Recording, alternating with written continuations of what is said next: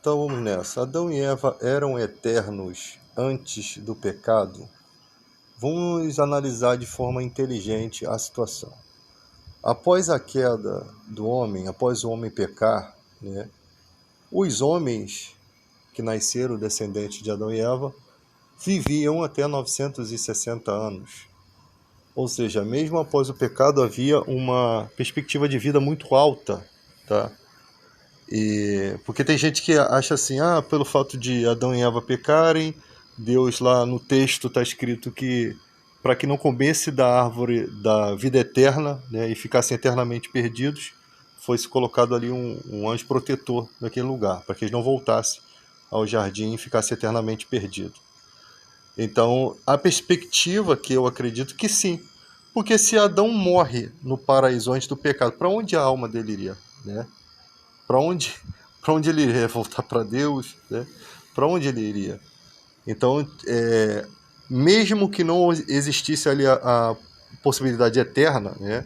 Pelo fato da morte, a morte passou a todos os homens através do pecado. Não existia ali pecado considerável, mas mesmo que existisse, a perspectiva de vida de Adão seria muito alta, porque mesmo após o pecado, a humanidade ainda conseguiu viver muitos séculos, né? Depois Deus reduz a idade do homem, após o dilúvio, para no máximo 120 anos. Então, a estrutura dos homens que nasceram a partir daquilo foi alterada. Tá? Não sei se existem dados científicos que possam chegar a essa comprovação. Tá? Outra questão que eu sempre falo, né? A gente sabe que Eva é mãe de todos os viventes e de um só fez toda a raça humana, disse Jesus. Mas se houvesse relações entre pessoas da mesma família, possivelmente nasceriam crianças com um defeito, tá? Como acontece hoje. A genética, né, não se alterou a esse ponto, talvez, de uma criança não nascer sem defeito até hoje, né? Com intimidade entre pessoas da mesma família. Então eu acredito que possa existir coisas ocultas que não nos foi revelada, né? Como Deus poder fazer uma mulher da costela de Caim, uma mulher para Caim, e não ser revelado isso, porque a gente só vê o relato dos filhos das trevas e os filhos da luz, né? Quando os filhos da luz perceberam que as filhas dos ímpios eram mais formosas, né? Eles tomaram para si mulheres. Então, pode ter existido isso, tá? Não, isso não está na Bíblia. Eu não sei se isso foge da questão, como a Bíblia fala de um só fez toda a raça humana. Eu não sei se fugiria disso, até porque a mulher seria da costela de um descendente de Adão e do descendente de Eva, né? Não fugiria, talvez, dessa questão de linhagem. Mas há uma possibilidade de poder ter isso acontecido, tá? Simplesmente para que não houvesse intimidade entre os filhos de Adão e Eva, que Adão e Eva continuaram tendo filhos, e você tem aí na Bíblia citado aí a descendência, né? Como Abel morreu, Caim foge, né? E ali Adão e Eva continuam tendo filhos para que se perpetuasse a humanidade na Terra. Então eu não creio que esses filhos diretamente se relacionaram, tá? Apesar de existir essa possibilidade, mas é uma coisa que eu não creio, tá? Até porque eles estão muito próximo da questão ali você está muito próximo das ideias de uma busca por Deus, né? De direção de Deus ali. Eu não sei quanto tempo Adão e Eva ficaram afastados de Deus após a queda, devem ter sentido alguma mágoa e tal, alguma coisa nesse sentido, mas depois parece que quando Eva tem um filho que aparentemente parece com Abel, ela começa a ser reestruturada, né? Ela começa a novamente pensar em buscar a Deus, porque mesmo que houvesse ali o pecado e a expulsão deles do paraíso, uma perspectiva de vida até 960 anos é uma coisa magnífica. A gente não vive nem 100 hoje e a gente acha bom viver, né? Eu não lembro com quantos anos Adão morreu, mas foram com muitos anos. Então você percebe que mesmo com o pecado, né, mesmo com a morte entrando e o sofrimento entrando na vida dos descendentes, ainda existia uma perspectiva de vida muito alta, tá? Então, quando a multiplicação na Terra, né, começou-se a ter uma série de gente cometendo maldades, né? Os filhos de Caim, por exemplo, cometiam muitas maldades, e Deus determina reduzir a vida deles para 120 anos, né? Algumas questões nos dias de hoje que as igrejas não gostam de abordar também. Onde eu vou quando eu morro? Eu vou ficar dormindo?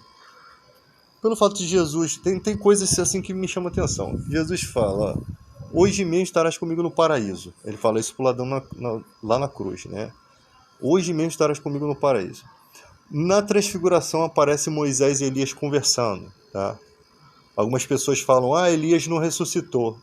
Eles falam que Elias aparece em outro canto da história, aparece na transfiguração, tá? Mas então eles falam que Elias não ressuscitou. Mas se eles usarem esse argumento, eles esquecem que o Enoque também, lá do início da Bíblia, também morreu, quer dizer, também não morreu, né? Entrou na vida eterna sem passar pela morte. Então não é só o Elias que não passou pela morte. Esse Enoque citado também, ele não passa pela morte, diz o texto. Ele é tomado por Deus, tá? Então, tipo assim, querem usar o argumento de Elias, mas esquece o Enoque lá, que não aparece mais em nenhum outro canto da Bíblia. Simplesmente Deus o toma.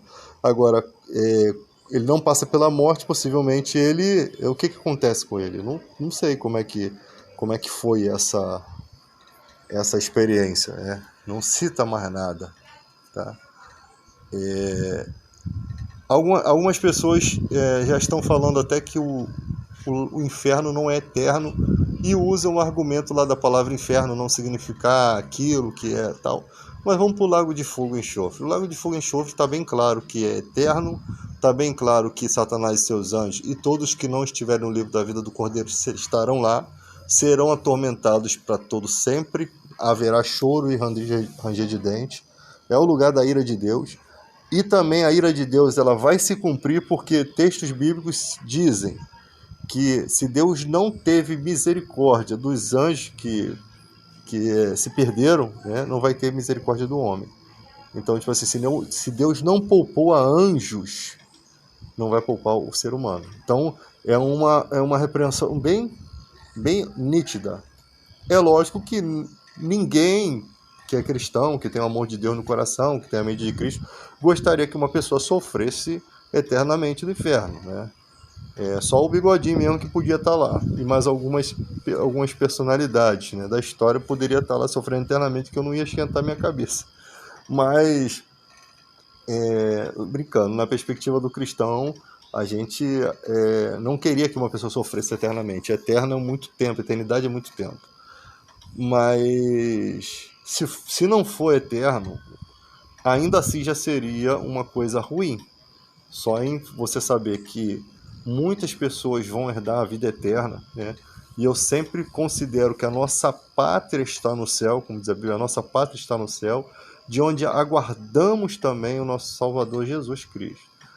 E também diz Jesus, na casa de meu pai há muitas moradas, se não fosse assim eu não vou-lhe teria dito, vou preparar um lugar. Então, eu não vejo a possibilidade de a gente receber um corpo glorificado se não for para morar junto com Deus. Até porque nós nos tornamos filhos adotivos, né, co-herdeiros com Cristo, por um objetivo de talvez ver a Deus. Esse é o que eu entendo.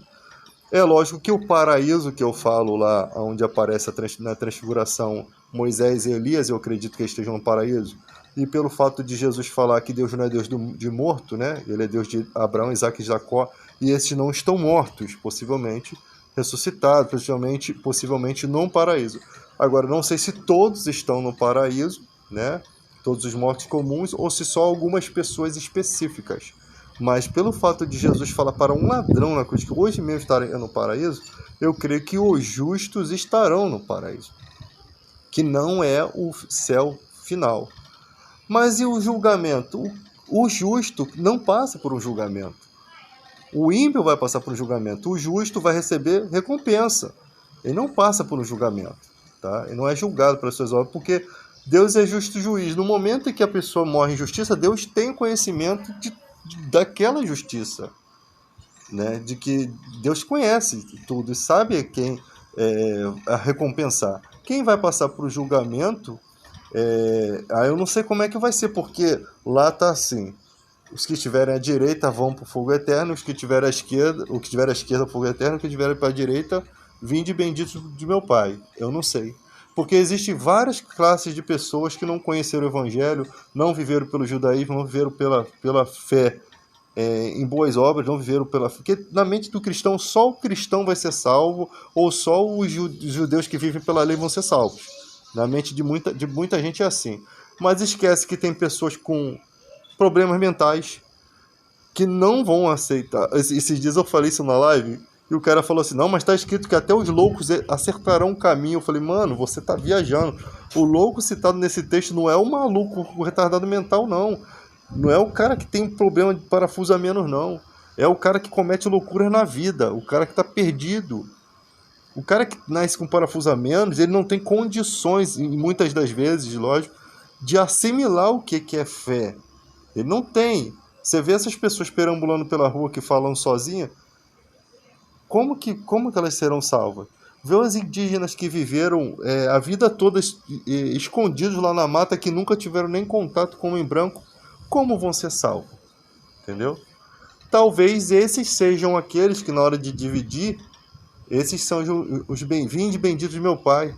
Pessoas que nunca conheceram o reino, né?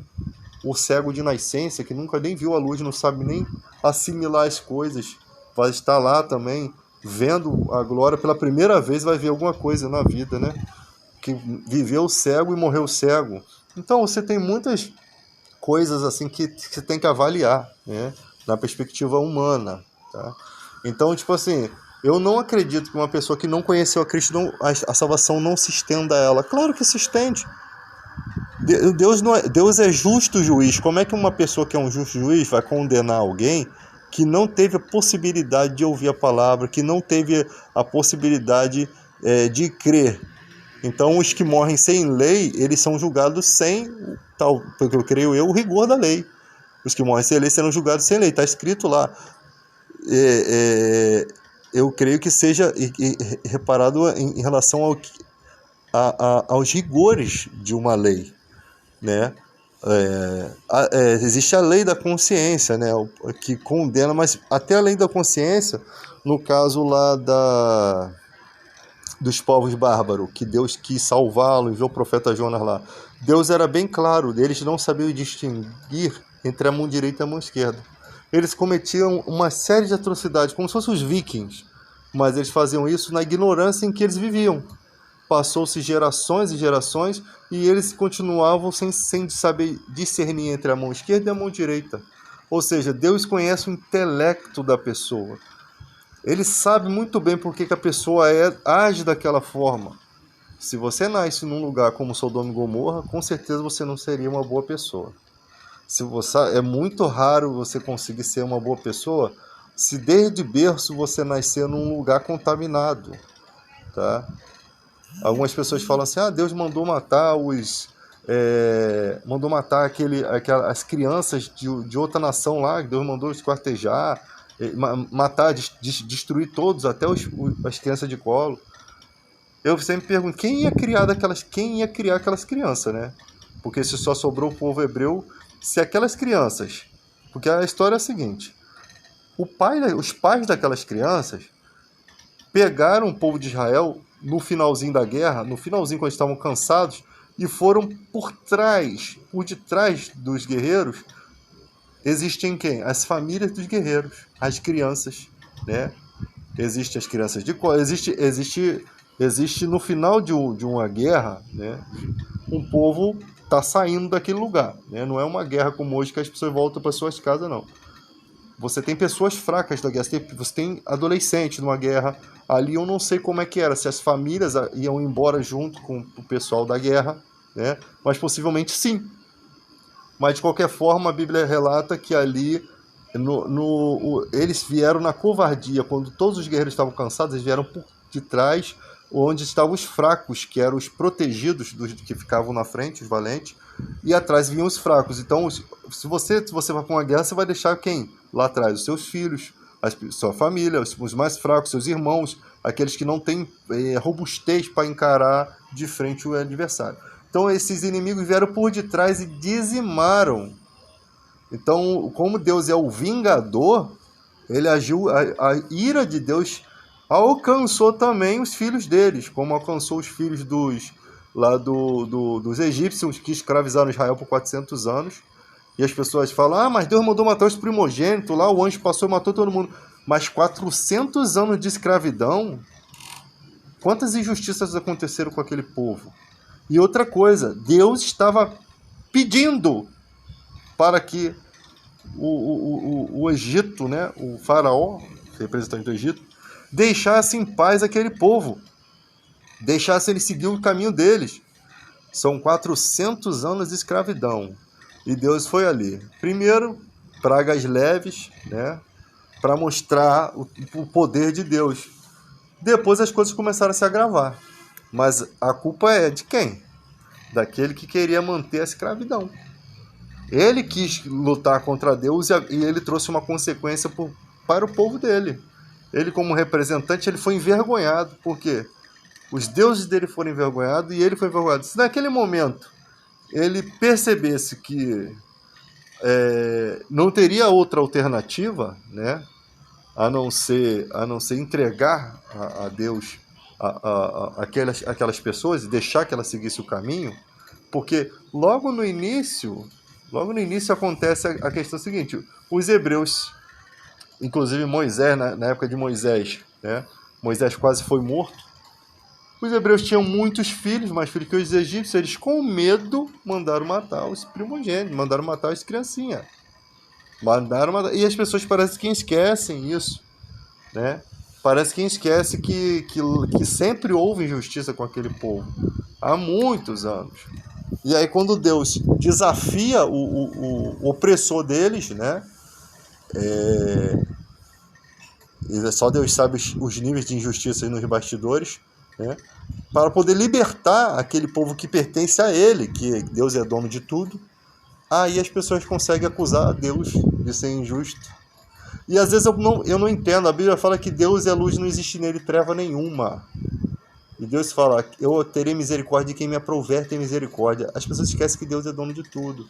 E as pessoas conseguem ver bondade em Jesus e maldade em Deus. As pessoas conseguem ver um Jesus justo, mas não conseguem ver Deus justo. Jesus é a expressão exata de Deus. Nele habita corporalmente toda a plenitude. Algumas pessoas falam assim, não, mas Jesus não é Deus.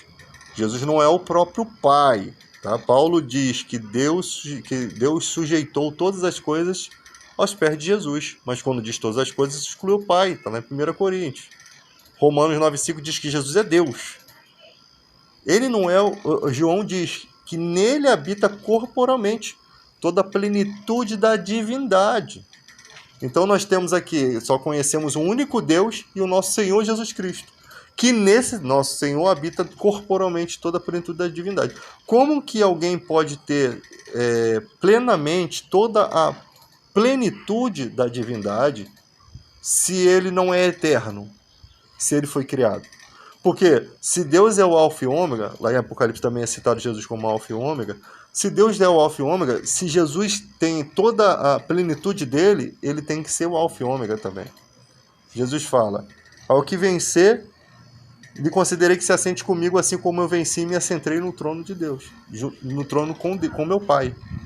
Ele se assenta junto com Deus no trono. E a todos os anjos o adorem. E chega João a falar, aquele que não honra o Filho não está honrando o Pai que o enviou. Porque a vontade de Deus é essa, que todos honrem ao Filho assim como honram a Ele.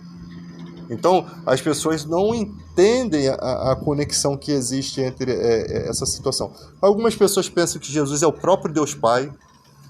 Jesus nunca afirmou isso, tá? Paulo nunca afirmou isso, porque Paulo diz que Deus sujeitou todas as coisas aos pés de Jesus.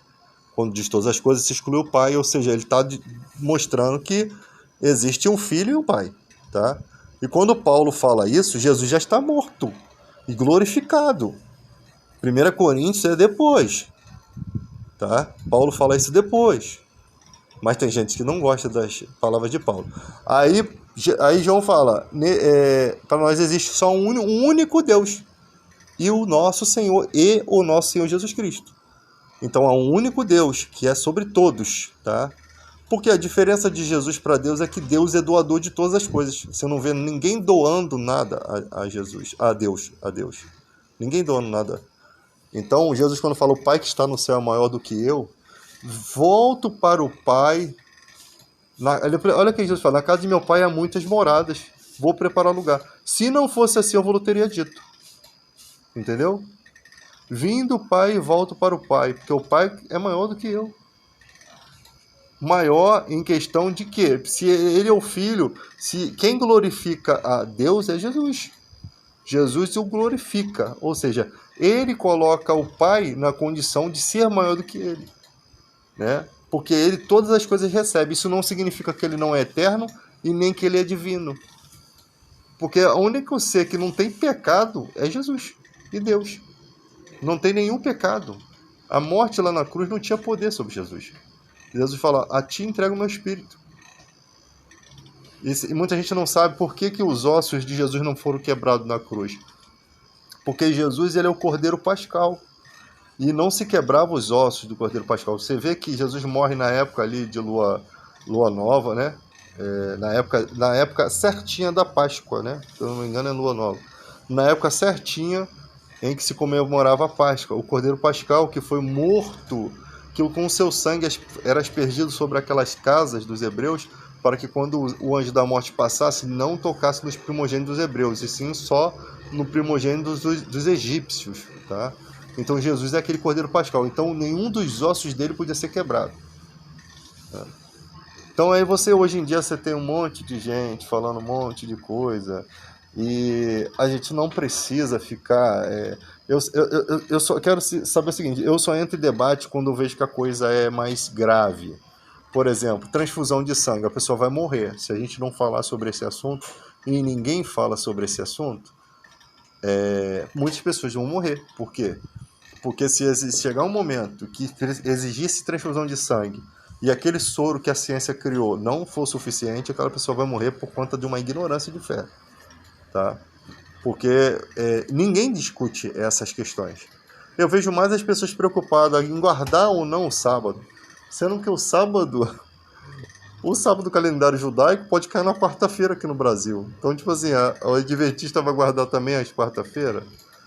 Vai guardar ou vai observar o sábado? É uma loucura. E outra coisa, se você não guardar o sábado aqui no Brasil, quem vai te apedrejar? Porque a lei, se você está vivendo uma coisa pela lei, né, tem um rigor da lei. Nem lá em Israel acontece mais essa questão de apedrejamento, né?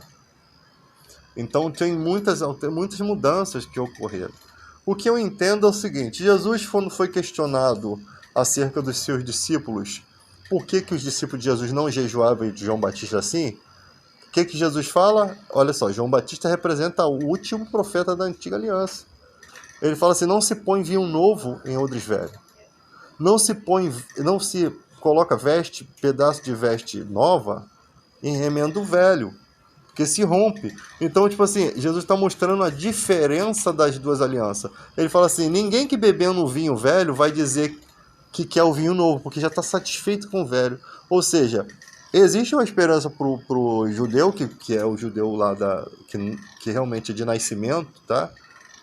Que ele vai ficar na velha aliança ali, vivendo das leis, só que o que ele não vai receber dessa nova aliança? Olha só, Jesus é mediador de um melhor concerto, um melhor pacto, baseado em melhores promessas eternas, porque ele é sumo sacerdote da ordem de Melquisedeque, para sempre interceder por nós. Ou seja, ele não é do sacerdote levítico que morriam, né? Os homens morriam. Jesus não, ele vive para sempre para interceder por nós. Ele é um sumo sacerdote eterno. Então é um pacto muito maior do que o pacto antigo. Tá? A aliança muito maior. E é baseada em melhores promessas. Por quê? Porque nós temos o nome de Jesus sobre os espíritos malignos e sobre as doenças. Ah, mas o nome não é Jesus, meu filho. O anjo mandou Maria dar o nome Jesus. Ah, mas não tem o J. Toda a nossa linguagem aqui, ela é adaptada de outra língua. O meu nome, David, pode ser outro nome no Japão, pode ser outro nome na Itália, eu posso ser chamado por um indígena, como o indígena chama Jesus de Jaguar. Mas quem representa esse nome que é o que importa. Se o Jaguar lá do indígena for realmente o Filho de Deus que a gente prega, ó, aqui é Jaguar, mas é esse mesmo o que morreu na cruz. Se ele expulsar o demônio em nome de Jaguar, vai funcionar. Por quê? Porque não é, a questão é quem você está reverenciando o nome, em quem você vai clamar, quem você está pensando quando você está dizendo aquele nome, tá? E o nome que está acima de todo nome é de Jesus, porque os judeus falam assim, não, ninguém sabe o nome de Deus é sagrado, é santo, vai ser revelado. O nome que foi nos dado, debaixo da terra, que não existe outro nome além do qual vamos ser salvos, é o nome Jesus. Não foi Deus Pai que morreu na cruz, foi Jesus. É isso que eles não entendem. Quem vence Satanás na cruz foi Jesus. Por isso que ele é Rei dos Reis, Senhor dos Senhores, e o nome dele está escrito acerca lá em Hebreus, a todos os anjos, e todos os anjos o adorem. Nele foi feito tudo. Sem ele nada do que foi feito se fez, né? Ou seja, todas as coisas, tronos, majestades, reis, tudo foi feito por ele e para ele, tá? Quando João fala assim, quando ele fala assim, ele estava no princípio com Deus, tudo foi feito por ele e sem ele nada do que foi feito se fez. De onde João tira essa citação que ele estava no princípio com Deus? Lá no princípio, no princípio era o verbo estava com Deus e o verbo era Deus.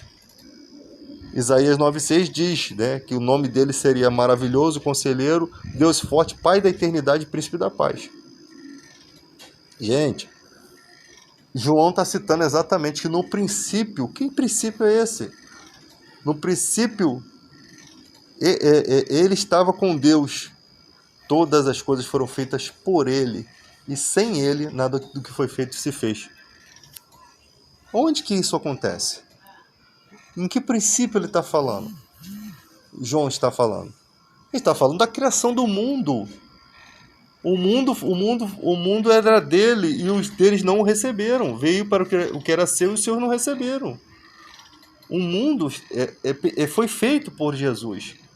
Sem Jesus, nada do que foi feito se fez.